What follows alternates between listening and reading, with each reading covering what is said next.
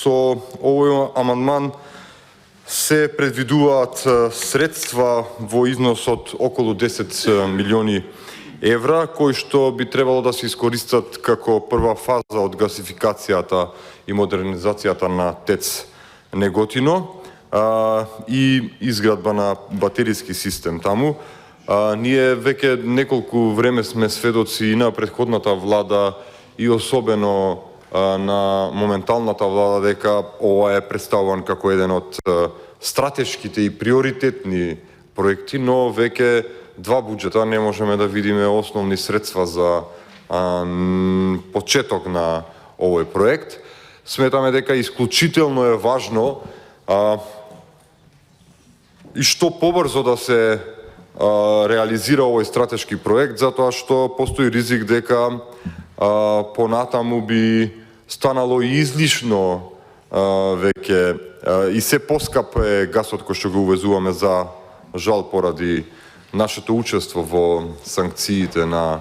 Европската унија и НАТО кон Руската федерација. Сепак сметаме дека треба да има една јасна стратегија и конечно да се почнат со овие стратешки проекти и капацитети од не само домашни, туку исклучително важно е тие да бидат и државни, затоа што се работи навистина за стратешка област, а тоа е енергетиката и сензитивна област, која што практично би и дала голема предност на нашата држава со тоа што би имале, се надевам, капацитети и на производство на електрична енергија и за извоз. Средствата кои што се кратат се од Министерството на транспорт и врски, каде што има определено навистина голем број средства за изградба на разни патишта.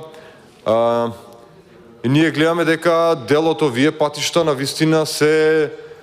со скандалозни суми, например патот за Скопје-Блаце, кој што е од прилика околу 10 километри, сега од ненадеж ќе кошта 200 милиони евра, според она што го видовме. Тоа му доаѓа некаде околу 22-3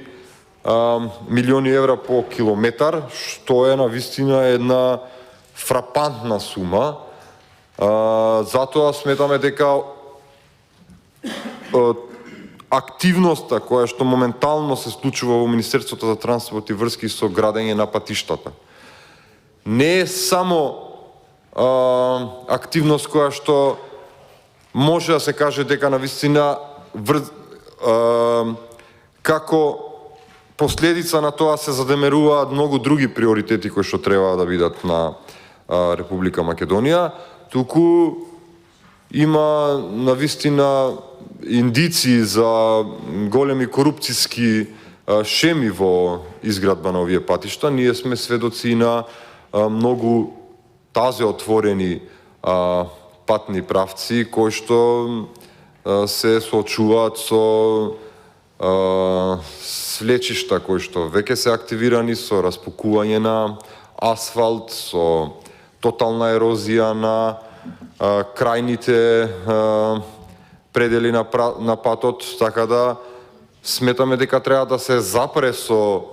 огромниот финансиски буст